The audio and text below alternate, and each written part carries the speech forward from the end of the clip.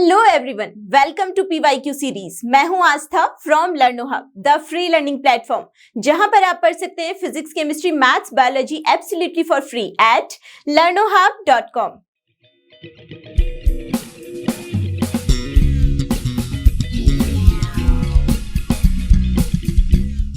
सो PYQ series में आज हम डिस्कस करने वाले हैं अपनी क्लास 10th CBSE साइंस के फिजिक्स पोर्शन के 2022 ईयर के टर्म 1 एंड टर्म 2 के क्वेश्चन पेपर्स।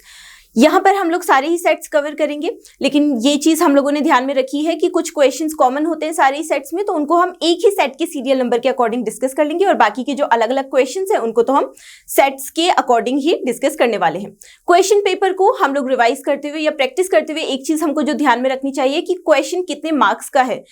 अगर क्वेश्चन 5 नंबर का है, 1 नंबर का है, 2 नंबर का है, 3 नंबर का है, तो उसको उसके नंबर के अकॉर्डिंग या फिर मार्क्स के अकॉर्डिंग हम किस तरीके से सॉल्व कर सकते हैं, ये हमको प्रैक्टिस करनी है। तो चलिए आज का डिस्कशन शुरू करते हैं।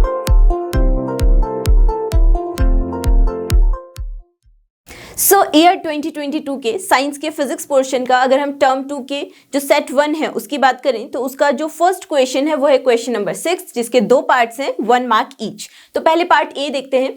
Name the poles P, Q, R and S of the magnets in the following figures A and B। तो आपको 2 फिगर्स दिए गए हैं, figure A and figure B।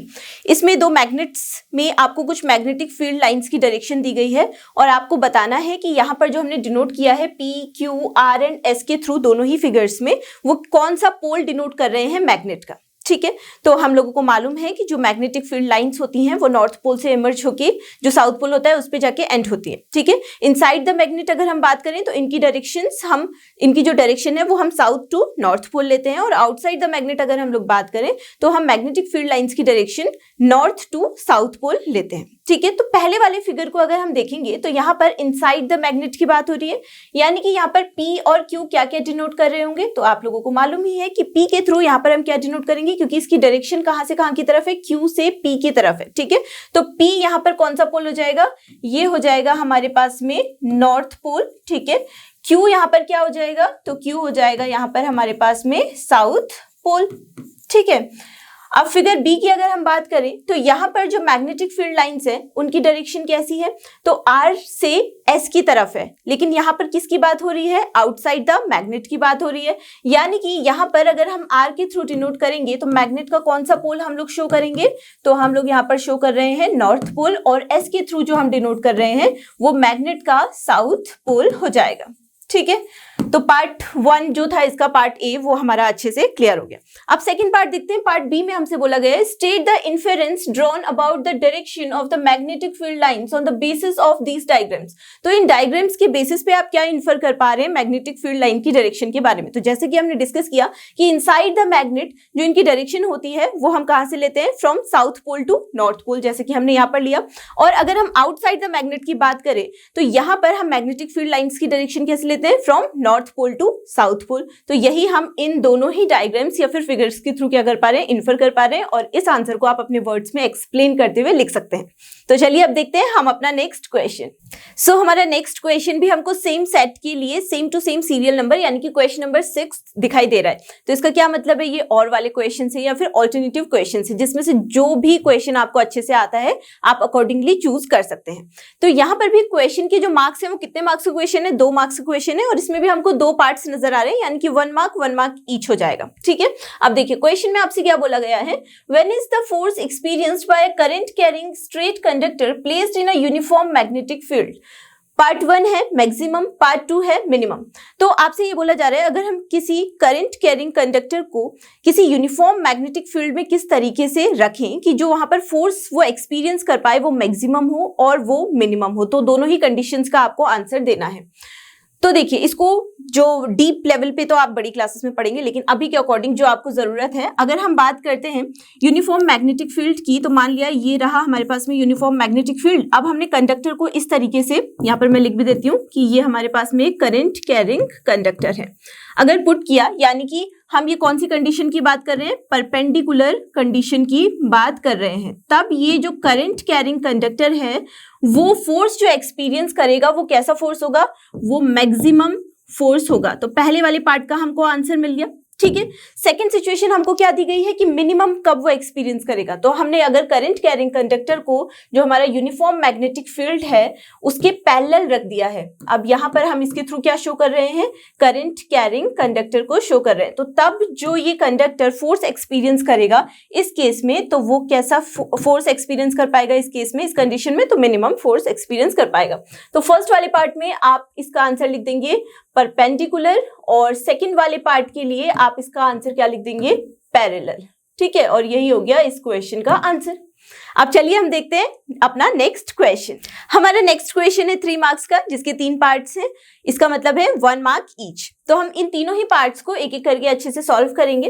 First part में देखिए हमसे क्या बोला गया है, तो हमसे बोला गया है state Ohm's law, represent it mathematically. Ohm's law क्या होता है, इसको मैथमेटिकली भी आप एक्सप्रेस करके बताइए। ठीक है, तो ओम्स लॉ के अकॉर्डिंग क्या बोला जाता है, अगर किसी भी कंडक्टर से जो फ्लो होने वाली करंट है, यानी कि जिसको हम आई के थ्रू डिनोट करते हैं, वो डायरेक्टली प्रोपोर्शनल होती है किसके, उस कंडक्टर के अक्रॉस जो पोटेंशियल डिफरेंस है उसके, यानी कि I is directly proportional to V। या फिर आप इसको और किस तरीके से लिख सकते हैं, आप लिख सकते हैं V is directly proportional to I। अब यहाँ पर अगर हमको ये प्रोपोर्शनल का साइन हटाना होता है तो हम एक कांस्टेंट लगा लेते हैं जिसको हम प्रोपोर्शनैलिटी कांस्टेंट कहते हैं, तो उसको हम R के थ्रू डिनोट कर रहे हैं। तो हमारे पास में इसके लिए जो मैथमेटिकल एक्सप्रेशन या फिर फॉर्मूला बन जाता है वो क्या हो जाता है, V इक्वल्स टू IR। यहाँ पर R एक कॉन्स्टेंट है जिसको हम लोग किससे डिनोट करते हैं, तो ये होता है रेजिस्टेंस ऑफ दैट कंडक्टर। ठीक है, तो ये तो हो गया हमारा जो हमने स्टेटमेंट लिखनी थी ओम्स लॉ के लिए, वो आप लोग अपने वर्ड्स में लिखेंगे, साथ ही साथ उसका मैथमेटिकल एक्सप्रेशन। और साथ ही साथ जो ये रेजिस्टेंस है, इसकी जो SI यूनिट होती है वो हम क्या लेते हैं, वो हम लोग लेते हैं ओम। तो ये सब आप लोग लिख कर आएंगे इस फर्स्ट वाले पार्ट के आंसर में। ठीक है, अब पार्ट बी देखते हैं। पार्ट बी में आपसे बोला गया डिफाइन 1 ओम। तो 1 ओम को आप कैसे इजीली डिफाइन कर पाओगे, आप इसकी एक्सप्लेनेशन तो खुद से लिखोगे, स्टेटमेंट खुद से लिखोगे, लेकिन इसको हम लोग समझ लेंगे। देखिए अब हमारे पास में फॉर्मूला आया V equals to I into R, यानी कि अगर हम रेजिस्टेंस के लिए फॉर्मूला लिखना चाहें तो R इक्वल्स टू क्या हो जाएगा, V अपॉन I हो जाएगा इस वाले फॉर्मूले के थ्रू, है ना। इतनी बात क्लियर हो गई। अब अगर हम यहाँ पर पुट कर देते हैं V की वैल्यू इक्वल्स टू 1 वोल्ट और I की वैल्यू यानी कि करंट 1 एम्पियर, तो देखते हैं आपके पास में क्या आता है। तो यहाँ पर से जो रेजिस्टेंस है R इक्वल्स टू आ जाएगा 1 volt upon 1 ampere equals to 1 ohm. तो इसका ये मतलब है अगर हम 1 ओम को डिफाइन करना चाहें तो हम ये बोल सकते हैं कि किसी भी अगर कंडक्टर के थ्रू 1 एम्पियर की करंट फ्लो होती है और उसके अक्रॉस जो पोटेंशियल डिफरेंस है वो 1 वोल्ट हो, तो वहां पर जो उसका रेजिस्टेंस हो जाएगा कंडक्टर का, वो क्या हो जाना चाहिए, 1 ओम हो जाना चाहिए। ठीक है, तो पार्ट बी भी इसका सॉल्व हो गया। पार्ट सी की तरफ हम लोग चलते हैं। What is the resistance of a conductor through which a current of 0.5 ampere flows when a potential difference of 2 volt is applied across its ends. तो यहाँ पर आपको क्वेश्चन में रेजिस्टेंस कैलकुलेट करना है। फॉर्मूले हम लोगों ने पार्ट ए पार्ट बी के थ्रू इसके देख ही लिए, है ना, तो उसी फॉर्मूले का हमने यूज करना है। तो जो हमको गिवन है, सबसे पहले तो हम लोग वो लिखेंगे I इक्वल्स टू, यानी कि करंट हमको कितनी दी गई है, 0.5 एम्पियर्स। ठीक है, वैसे ही साथ हमको पोटेंशियल डिफरेंस दिया गया है, यानी कि V इक्वल्स टू 2 वोल्ट्स। अब हम लोग R इक्वल्स टू क्या होता है हमारे पास में फॉर्मूला, V अपॉन I, यानी कि जो पोटेंशियल डिफरेंस है उसको डिवाइड किससे कर देंगे, जितनी भी करंट हमको इस क्वेश्चन में दी गई है उससे। सो V की वैल्यू अपने पास में 2 वोल्ट है, अपॉन I की वैल्यू 0.5 एम्पियर्स है। ठीक है, सो यहाँ पर से R इक्वल्स टू हमारे पास में कितना आ जाएगा, 20/5 यानी कि 4 ओम्स। और वही इस क्वेश्चन का क्या हो गया, आंसर हो गया। तो इस तरीके से इस क्वेश्चन के तीनों ही पार्ट्स हमने अच्छे से सॉल्व कर लिए। अब चलिए हम देखते हैं अपना नेक्स्ट क्वेश्चन। सो हमारा नेक्स्ट क्वेश्चन है 3 मार्क्स का, जिसके 2 पार्ट्स हैं और दोनों ही पार्ट्स के लिए मार्क्स का डिस्ट्रीब्यूशन आपको दिया गया है। पार्ट ए में आपको 2 मार्क्स दिए जाएंगे अगर आप सही आंसर करके आएंगे। पार्ट बी में आपको 1 मार्क दिया जाएगा अगर आप सही से उसको सॉल्व करके आएंगे तो। ठीक है, तो पार्ट ए को सबसे पहले हम लोग सॉल्व करते हैं और देखते हैं कि पार्ट ए में हमसे पूछा क्या गया है। हमसे पूछा गया है list the factors on which the resistance of a uniform cylindrical conductor of a given material depends. तो कोई गिवन मटेरियल का जो कंडक्टर आपको दिया गया है उसका जो रेजिस्टेंस है वो कौन कौन से फैक्टर्स पे डिपेंड करेगा, आपको ये बताना है। ठीक है, तो आपको एक रिलेशन पता है, R equals to rho L upon A, है ना। यहाँ पर अगर किसी भी कंडक्टर की हम लोग बात करें, किसी भी गिवन मटेरियल के कंडक्टर की, तो R वहां पर उसके लिए रेजिस्टेंस हो जाएगा, रो उसके लिए रेजिस्टिविटी हो जाएगी, L उसकी लेंथ हो जाएगी और A उसके लिए एरिया हो जाएगा या फिर क्रॉस सेक्शनल एरिया हो जाएगा। तो इसके अकॉर्डिंग जो रेजिस्टेंस है किसी भी जो कंडक्टर का, वो किस किस पर डिपेंड करता है। सबसे पहली बात तो टेम्परेचर उस मटेरियल का या फिर उस कंडक्टर का, उस पर डिपेंड करता है। सेकंड, यहां पर से फॉर्मूले के अकॉर्डिंग देखिए, इसके जो मटेरियल का नेचर है उस पर डिपेंड करता है, नेचर ऑफ द मटेरियल, यानी कि जो रेजिस्टिविटी है उस कंडक्टर की उस पर डिपेंड करेगा। नेक्स्ट फैक्टर किस पे डिपेंड करेगा, लेंथ पे भी डिपेंड करेगा उस कंडक्टर की, ठीक है। साथ ही साथ जो क्रॉस सेक्शनल एरिया है या फिर एरिया है उस पे भी डिपेंड करेगा रेजिस्टेंस उस कंडक्टर का। तो ये चारों के चारों फैक्टर्स आप एग्जाम्स में लिख कर आएंगे तो इस जो क्वेश्चन है उसके लिए आपको पूरे के पूरे मार्क्स मिल जाएंगे। नेक्स्ट पार्ट बी में आपसे पूछा गया है, ये एक न्यूमेरिकल है, the resistance of a wire of 0.01 centimetre radius is 10 ohm if the resistivity of the wire is 50 into 10⁻⁻8 ohm metre, find the length of this wire. तो फॉर्मूला हम ऑलरेडी यहाँ पे डिस्कस कर चुके हैं, है ना, तो इसी का हम लोगों ने यहाँ पर यूज करना है। तो देखिए पहले तो क्या क्या गिवन है, सबसे पहले वही लिखना होता है आपको न्यूमेरिकल्स में, जब भी आप एग्जाम्स में क्वेश्चन सॉल्व करते हैं तो, है ना। तो देखिए इसमें आपको दिया गया है सबसे पहले एक जो वायर है उसका रेडियस यानी कि R इक्वल्स टू 0.01 सेंटीमीटर। बाकी की जो क्वांटिटीज है वो किस में दी गई है, मीटर्स में दी गई है, तो इसको भी हम मीटर में यहीं पर ही कन्वर्ट कर लेंगे ताकि हमको आगे इजी पड़े। सो ये हो जाएगा 0.01 into 10⁻⁻2 मीटर्स। आपको दिया गया है रेजिस्टेंस, सो जो कैपिटल R है जिसको हम रेजिस्टेंस के लिए जिसका सिंबल लिखते हैं वो क्या है, यहाँ पर 10 ओम है। उस मटेरियल की जो कंडक्टर है उसकी रेजिस्टिविटी आपको दी गई है वायर की, rho equals to 50 into 10⁻⁻8 ohm metre. अब आपको फॉर्मूला क्या यूज करना है, आपके पास में फॉर्मूला हो जाएगा R equals to rho L upon A. अब यहाँ पर क्योंकि रेडियस दी गई है तो एरिया भी हमको खुद ही से कैलकुलेट करना होगा। सो रो L upon pi R square, ठीक है। हमको कैलकुलेट किसकी वैल्यू करनी है, लेंथ की उस वायर की, यानी कि L की वैल्यू कैलकुलेट करनी है। सो L इक्वल्स टू यहाँ पर से क्या हो जाएगा, R into pi R square upon rho. तो ये इक्वल टू किसके हो गया, रेजिस्टेंस कितना दिया गया है 10 ओम, इनटू पाई की वैल्यू 3.14, इनटू आर की वैल्यू हमको कितनी गिवन है 0.01 इंटू 10⁻⁻2 मीटर्स का हो जाएगा होल स्क्वायर, अपॉन रो की वैल्यू हमको कितनी गिवन है, तो ये है 50 इंटू 10⁻⁻8 ओम मीटर। तो इसको जल्दी से आप लोग कैलकुलेट कीजिए और जब आप इसको कैलकुलेट करेंगे तो आपके पास में आंसर आ जाएगा 0.628 मीटर्स। और यही हो गया इसकी जो सेकंड पार्ट है उसका आंसर, है ना। सिंपल सा ही क्वेश्चन था, बस फॉर्मूला का यूज करना था और कैलकुलेशंस करनी थी। तो चलिए अब देखते हैं हम अपना नेक्स्ट क्वेश्चन। सो हमारा नेक्स्ट क्वेश्चन भी सेम सेट के लिए सेम सीरियल नंबर वाला यानी कि क्वेश्चन नंबर 12 है। इट मीन्स कि यहाँ पर और वाले क्वेश्चन से या फिर ऑल्टरनेटिव क्वेश्चन से जो क्वेश्चन आपको अच्छे से आता है, बिल्कुल आप कॉन्फिडेंट है उसको करने में, आप उसको एग्जाम्स में अटेम्प्ट करेंगे। ये वाला क्वेश्चन भी 3 मार्क्स का ही क्वेश्चन है और यहाँ पर भी 2 पार्ट्स हैं और ये पार्ट्स जो डिस्ट्रीब्यूट किए गए इनके मार्क्स वो 1.5 ईच है, ठीक है। तो सबसे पहले पार्ट ए की बात करते हैं। पार्ट ए में आपसे पूछा गया है what is the meaning of electric power of an electrical device, right it's SI unit. तो आपको किसी इलेक्ट्रिकल डिवाइस के लिए इलेक्ट्रिक पावर को डिफाइन करना है, तो आप उसको कैसे डिफाइन कर सकते हैं, आप बोल सकते हैं electrical power is defined as the rate at which the work is done और energy is transformed into an electrical circuit या फिर इलेक्ट्रिकल डिवाइस में, ठीक है। तो यहाँ पर P इक्वल्स टू, अगर आप इसको फॉर्मुलाइज करना चाहें तो इक्वल्स टू लिख सकते हैं V इंटू आई। यहाँ पर उस इलेक्ट्रिकल सर्किट के लिए हम पावर को डिनोट कर रहे हैं P के थ्रू, जो पोटेंशियल डिफरेंस है उसको हम डिनोट कर रहे हैं किसके थ्रू, V के थ्रू, और ये तो हम लोगों को मालूम ही है कि I के थ्रू हम लोग क्या डिनोट करते हैं, उस सर्किट में फ्लो होने वाली करंट को। तो यहाँ पर हमको मालूम है कि करंट I इक्वल्स टू होता है Q अपॉन T, यानी कि P इक्वल्स टू हम लोग क्या पुट कर सकते हैं और क्या फॉर्मूला लिख सकते हैं V into Q upon T। यहाँ पर Q के थ्रू हम लोग क्या डिनोट करते हैं, उस सर्किट में से जितना भी चार्ज फ्लो हो रहा है और जिस टाइम में फ्लो हो रहा है उसको हम T के थ्रू डिनोट करते हैं। तो यहाँ पर से जो पावर के लिए SI यूनिट हम लोग लिख सकते हैं वो हम लोग डिफाइन करते हैं उसको वॉट्स में। तो हम लोग इसको कैपिटल W के थ्रू डिनोट करते हैं, या फिर हम लोग इसके लिए यूनिट्स जूल्स पर सेकेंड भी लिख सकते हैं। ठीक है, तो ये तो हो गया आपका जो फर्स्ट पार्ट था इस क्वेश्चन का, उसका आंसर। सेकेंड पार्ट यानी कि पार्ट बी हम लोग देखते हैं, ये एक न्यूमेरिकल है। An electric kettle of 2 kilowatt, यानी कि आपको एक इलेक्ट्रिक केटल के लिए पावर दी गई है 2 kilowatts, is used for 2 hour, आपको टाइम भी दे दिया गया है 2 hour. Calculate the energy consumed in, पहला किलोवाट आवर में आपको जो एनर्जी कंज्यूम हो रही है इसके लिए वो कैलकुलेट करनी है, देन आपको उसको किस में कन्वर्ट करना है, जूल्स में कन्वर्ट करना है। ठीक है, तो देखिए इसका फर्स्ट वाला पार्ट अगर हम सॉल्व करते हैं तो हमको पता है पावर इक्वल्स टू होता है हमारे पास में एनर्जी अपॉन टाइम, है ना।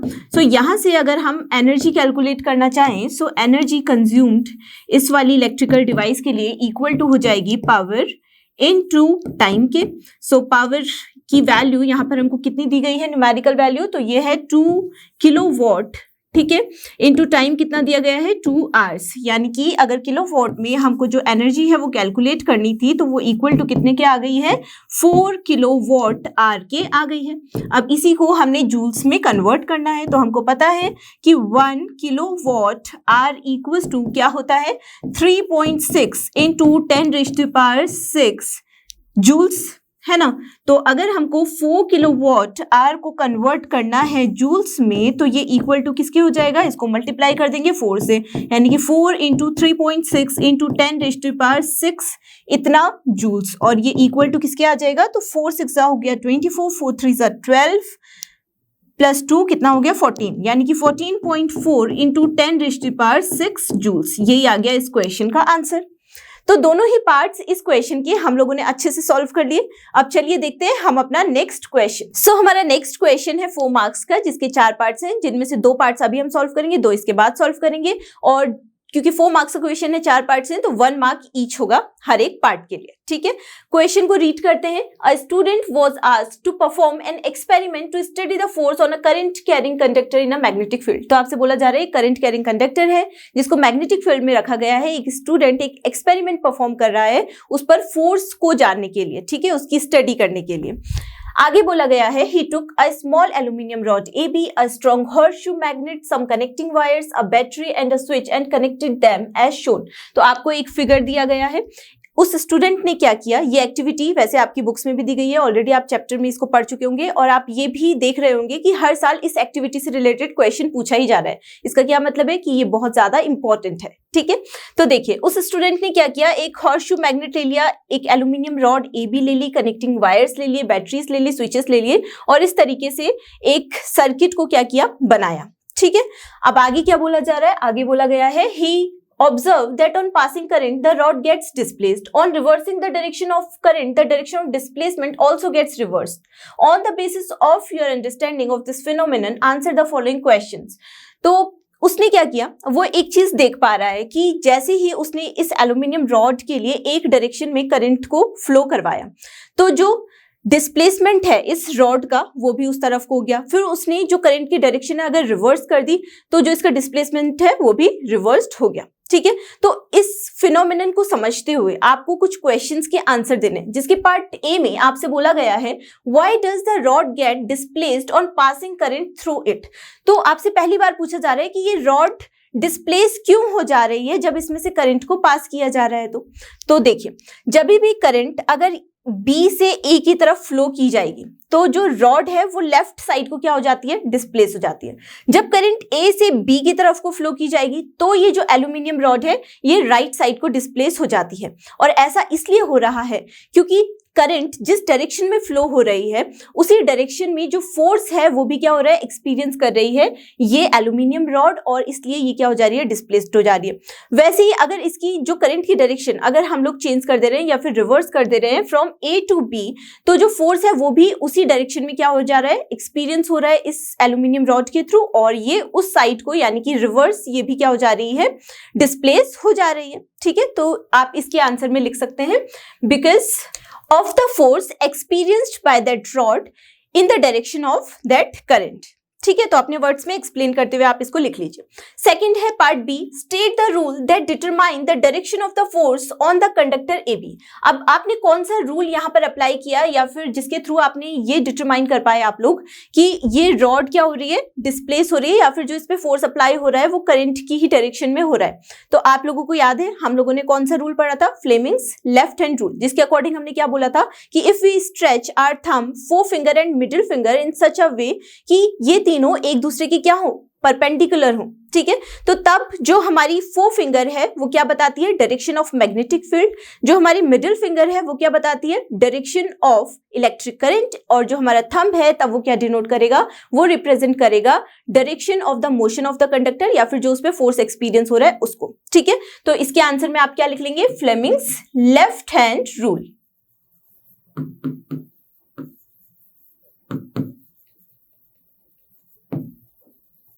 तो ये तो हो गए इस क्वेश्चन के दो पार्ट्स अच्छे से सॉल्व। ठीक है, अब देखते हैं इसके नेक्स्ट दो पार्ट्स। सो अब इस क्वेश्चन की जो नेक्स्ट दो पार्ट्स हैं वो एक ही पार्ट यानी कि पार्ट सी के अंदर दो पार्ट्स दिए गए हैं। ये है इसका पार्ट 1 और ये है इसका पार्ट 2। तो इसका पहले पार्ट 1 देखते हैं। पार्ट 1 में आपसे बोला गया है, if the U shaped magnet is held vertically and the aluminium rod is suspended horizontally with its end B towards due north, then on passing current through the rod from B to A as shown, in which direction will the rod be displaced. तो थोड़ा सा rough में इसको समझ लेते हैं। पहले देखिए आपसे क्या बोला जा रहा है कि अब हमने जो ये हॉर्स शू मैग्नेट हमको दिया गया था उसको इस तरीके से रख लिया, यानी कि वर्टिकली हमने इसको रख लिया।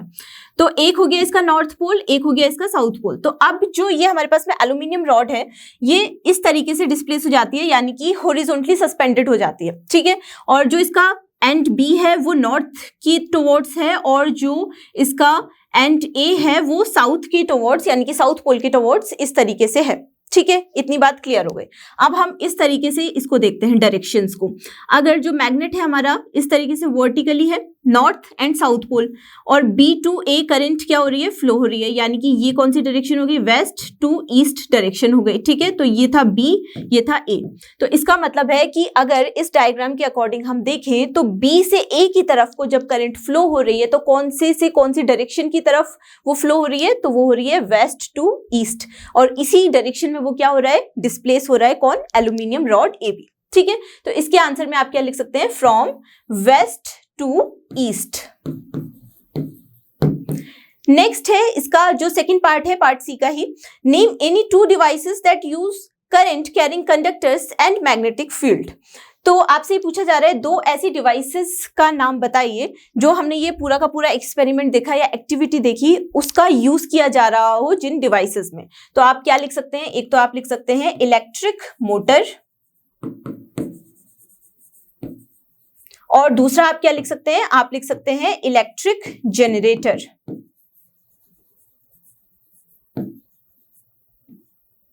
और अपने अकॉर्डिंग भी आप और भी कुछ इसके एग्जांपल्स अपने अकॉर्डिंग भी लिख सकते हैं, बाकी ये मैंने आपको बता ही दिया। तो ये दो डिवाइसेस आप लिख सकते हैं क्योंकि हमको दो ही डिवाइसेस के नाम इस क्वेश्चन के आंसर में लिखने हैं। तो चलिए अब देखते हैं हम अपना नेक्स्ट क्वेश्चन। सो हमारा नेक्स्ट क्वेश्चन भी 4 मार्क्स का ही क्वेश्चन है, और सेम सेट के लिए आप सेम सीरियल नंबर वाला, जैसे कि हमने इससे पहले वाला क्वेश्चन भी किया था, क्वेश्चन नंबर 15 ही दिया गया है। इट मीन्स कि यहाँ पे और वाले क्वेश्चन हैं या फिर ऑल्टरनेटिव क्वेश्चन हैं जिसमें से जो आपको अच्छे से आता है, जिसको करने में आप कॉन्फिडेंट है, उसको आप अटेम्प्ट करेंगे। बस यहाँ पर एक बात का ध्यान में रखना है, जैसे कि इससे पहले वाला जो क्वेश्चन था वो 4 मार्क्स का था, 4 पार्ट्स थे। हर एक पार्ट में आपको जितने भी पार्ट्स आते हैं, अगर आपको एक पार्ट आता है तो आपको 1 मार्क मिलेगा, अगर आपको चारों के चारों पार्ट्स अच्छे से आते हैं तो आपको 4 मार्क्स उसमें मिल जाएंगे, यानी कि वो स्टेप वाइज मार्किंग हो जाएगी, फिर नंबर डिस्ट्रीब्यूटेड हो जाएंगे। लेकिन इस वाले क्वेश्चन में क्या है, एक बड़ा सा क्वेश्चन है, उसको आपने पूरा सॉल्व करना है, तब आपको जाके उसके 4 मार्क्स मिलेंगे, है ना।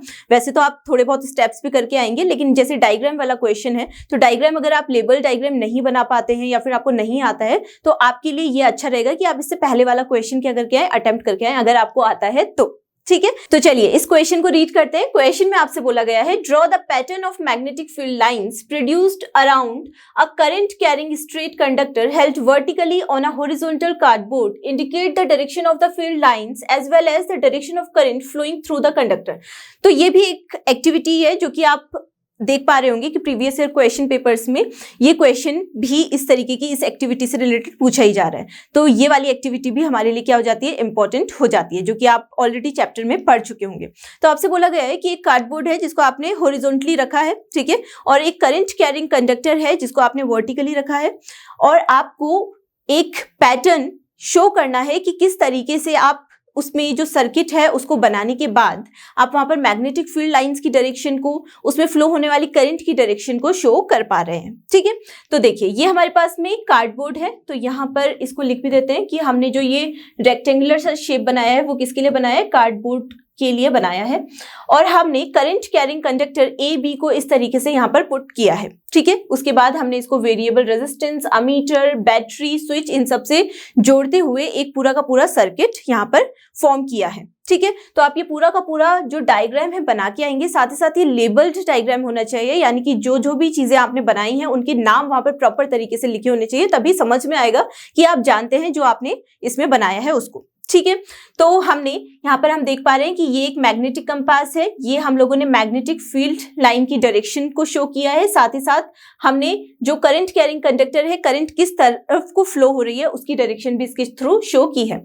अब हम इसकी डायरेक्शन कैसे बता पाते हैं, तो ये भी हमारे लिए इंपॉर्टेंट हो जाता है। यहाँ पर हम उस रूल का नाम भी लिखेंगे जिसके थ्रू हम लोग यहाँ पर करंट की डायरेक्शन, साथ ही साथ जो मैग्नेटिक फील्ड लाइन्स है उनकी डायरेक्शन बता पाते हैं। तो यहाँ पर हम कौन सा रूल यूज करते हैं, यहाँ पर हम यूज करते हैं राइट हैंड थंब रूल, और आप इसका स्टेटमेंट भी लिखकर आ सकते हैं एग्जाम्स में। ठीक है, तो इसमें क्या होता है कि अगर हमने करंट कैरिंग कंडक्टर को अपने राइट हैंड में इस तरीके से होल्ड किया है और जो हमारा थंब है वो क्या बता रहा है, वो बता रहा है इलेक्ट्रिक करंट की डायरेक्शन को, तो जो फिंगर्स इसके रैप्ड होंगी इसके अराउंड वो क्या शो करेंगी, वो शो करेंगे direction of magnetic field lines को। ठीक है, इतना सही क्वेश्चन है। वैसे तो अगर आप अच्छे से डायग्राम, पूरा लेबल डायग्राम बना के आएंगे, थोड़ा सा इसके बारे में एक्सप्लेन करके आएंगे, तो आपको इसमें भी फुल मार्क्स मिल सकते हैं।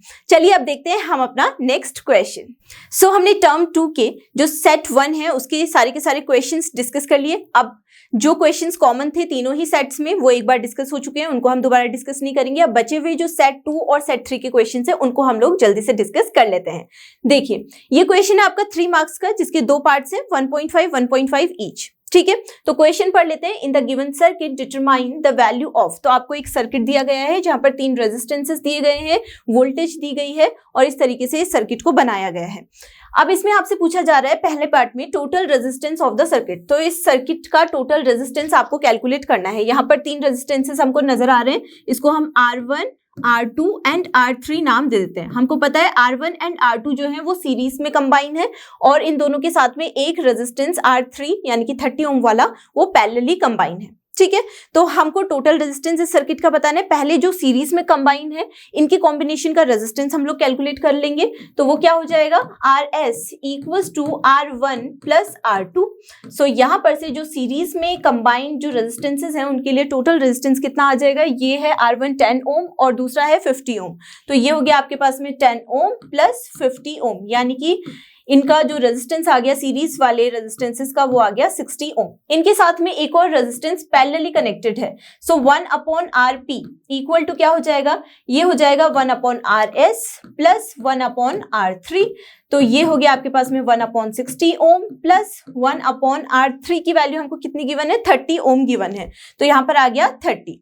सो 1/RP इक्वल टू एलसीएम ले लीजिए, ये हो गया 60, ये हो गया 1 प्लस ये हो गया 2, तो ये आ गया आपके पास में 3/60 यानी कि 1/20। इसका ये मतलब है कि यहाँ पर जो टोटल रेजिस्टेंस आ जाएगा इस सर्किट के लिए, उसको अगर हम R के थ्रू डिनोट कर लेते हैं तो वो कितना आ जाएगा, वो आ गया आपके पास में 20 ओम्स। ठीक है, और यही हो गया इसके फर्स्ट पार्ट का आंसर।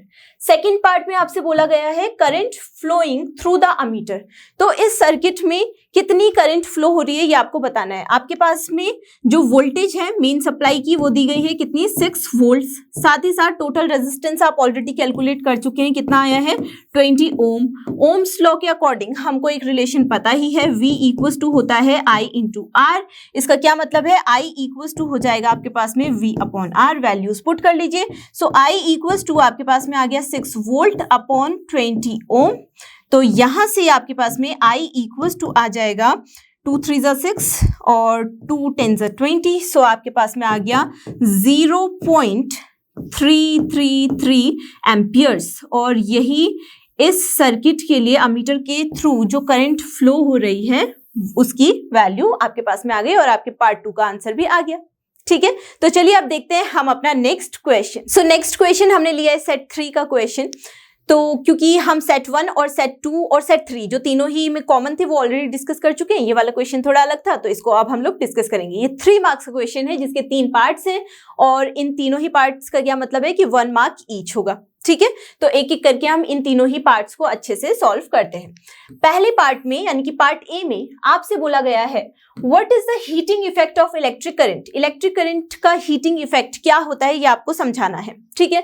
तो किसी भी वायर के लिए जिसका हाई रेजिस्टेंस हो या फिर कंडक्टर के थ्रू अगर हम लोग इलेक्ट्रिक करंट फ्लो करते हैं तो वो कुछ टाइम में क्या होने लगता है, हीट अप होने लगता है। जैसे कि आप इलेक्ट्रिक बल्ब का ही एग्जाम्पल ले लीजिए, इलेक्ट्रिक हीटर का ही एग्जाम्पल ले लीजिए, है ना। तो यही क्या होता है, यही कहलाता है हमारा जो हीटिंग इफेक्ट है इलेक्ट्रिक करंट के लिए। तो आप लोग यहाँ पर क्या लिख सकते हैं, ये हमने मान लिया कोई रेजिस्टर है, रेजिस्टेंस है या कोई कंडक्टर है, ठीक है, जिसके अक्रॉस जो इलेक्ट्रिक करंट है वो फ्लो हो रही है और ये उसके बाद में क्या हो जा रहा है, हीट अप हो जा रहा है, ठीक है। तो आप लोग अपने वर्ड्स में इसको एक्सप्लेन करते हुए लिखेंगे, मैं शॉर्ट में लिख देती हूँ। When electric current passes through a conductor